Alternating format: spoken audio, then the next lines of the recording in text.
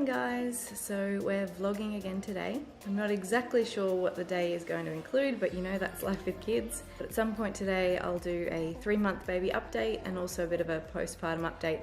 I asked on Instagram for some questions and some of you have sent some great ones through, so I'll be answering those. Otherwise I'm just going to bring you along with our day and show you what we get up to. So I'm just giving the little guy a quick little feed before we head off for school drop off, and then we've got a play date this morning.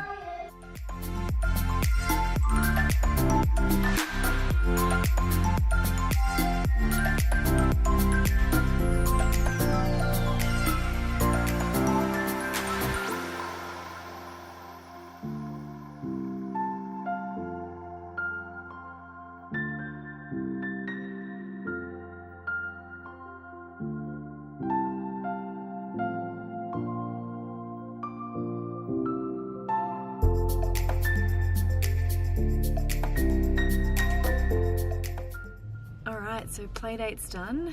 We've only got about another hour and a half or so before we have to do school pickup anyway. So we've just come to the shops. I've got some groceries to do. I'm gonna bribe with some sushi to try and get that done with Rory, although, I don't know if you can see in the back there, he's just fallen asleep. So I'm gonna have to wake him up. So yeah, it'll be a quick run around the shops, get what we need before back in the car to go get Eamon from school. Rory, wake up, we're gonna have some sushi. Would you like some sushi? Oh, you got me. Can you help out? We go get some sushi? Yeah. Good boy.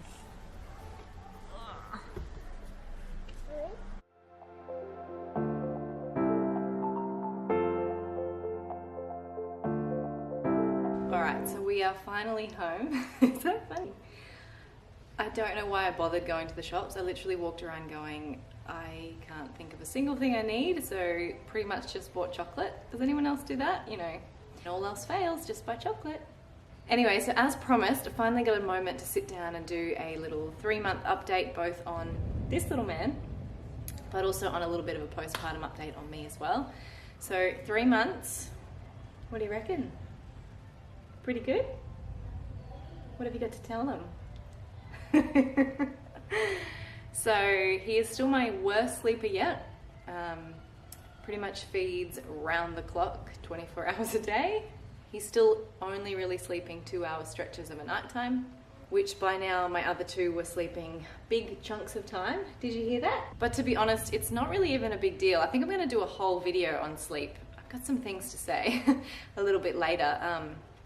But we're just mostly co-sleeping, so I still get sleep. It's not like I'm walking around trying to resettle him or anything like that. No, we don't do that, do we? No. But otherwise, he's a pretty happy little guy. He started rolling, can easily roll from front to back, but also has a couple of times gone from his back to his front. He will take a bottle, which is fun. He wouldn't at first, so I persisted because I mentally need to know that he will take a bottle. It's better for my sanity to be like, I just need to know that I can leave if I wanted to. It's not like I've had any more than about an hour or so to go to a yoga class by myself. But coming up in December, I want to go to a couple of Christmas parties. I just want to be able to know that I can leave him if I need to. As you can imagine, loves his brothers, follows what they're doing all day long, don't you? You're just bored with him and it's just me.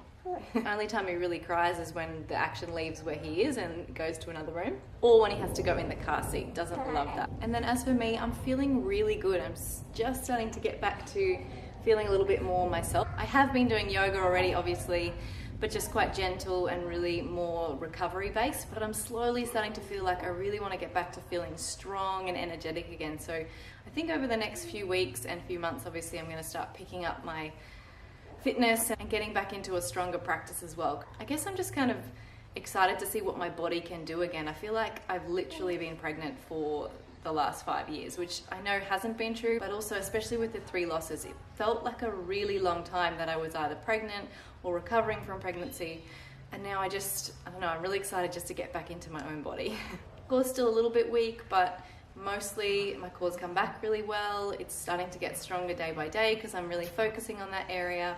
I'm still about 5 kilos heavier than when I started, but I'm not overly worried about that. I know it'll fall off when it's ready. But yeah, I'm just mostly interested in getting strong again and getting as much energy back as I can because I know that I need it. Hey. I asked on Instagram if you had any questions for me that you wanted me to talk about in this video, so that's what I'm going to do now. So I don't know if I'll get to answer everyone's questions. There were lots that came through. I'm feeling like this vlog is already 20 hours long, so I'll try not to talk too much. So Trina has asked, should you persist with daytime sleeps in a cot or just live in the carrier capsule pram? I love that you asked this like I have any idea what I'm doing with sleep. Hands on heart, I have no idea what I'm doing.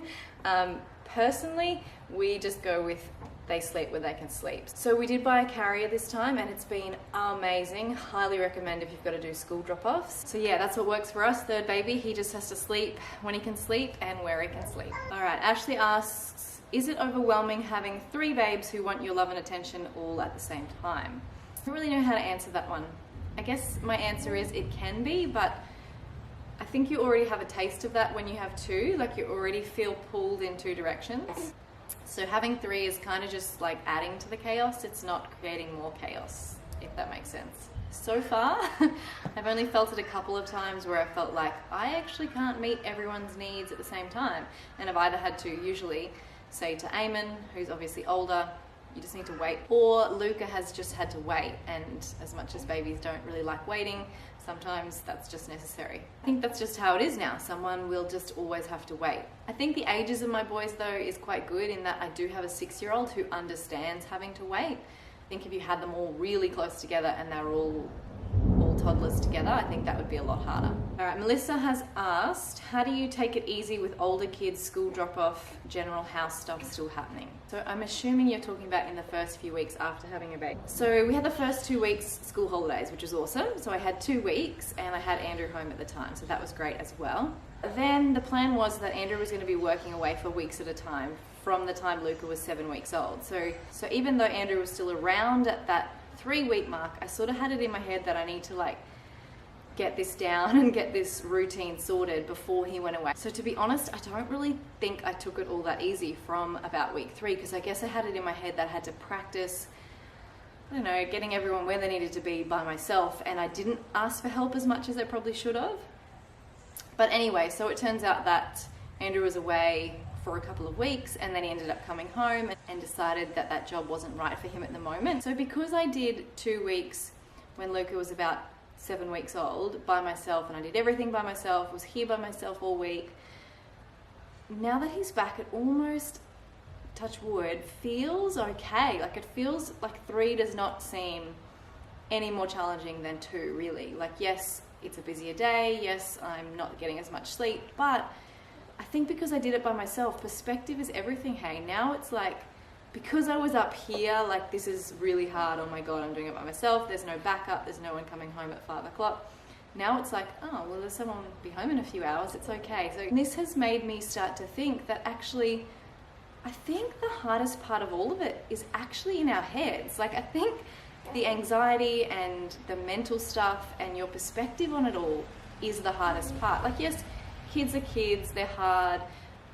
If you have them all at the same ages or really close together in age, they're hard, but I guess it's how you think about it and how you handle it because of what you think that makes it the hardest, if that makes sense. I don't know if I even answered this question. How did I take it easy in the first few weeks? Took expectations off the table. I didn't expect too much of us. We just had really quiet days. I know there's this whole idea of the first 40 days not leaving the house, but with 2 other kids, it's just not practical. And I don't think it would have been practical for me anyway, even if I didn't have the 2 others, because I think I would go insane if I had to either stay in my house or stay in my bed for 40 days. And I don't think that's the only way to care for yourself. I think, yeah, taking expectations off, not doing too much.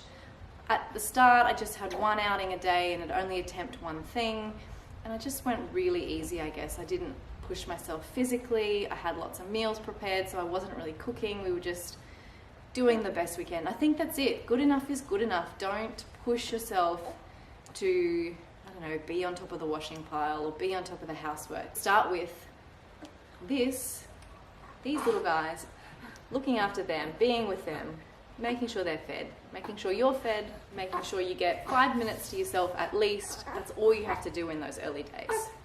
Alright, so I think I'll leave it there with the question because I don't want this vlog to be too long. If you have any others for me that I missed, feel free to leave them in the comments and I'll get to them in the next video.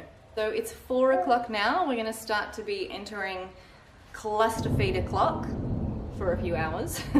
This guy will just want to feed fairly constantly now until he conks out around 7. Won't you? Won't you?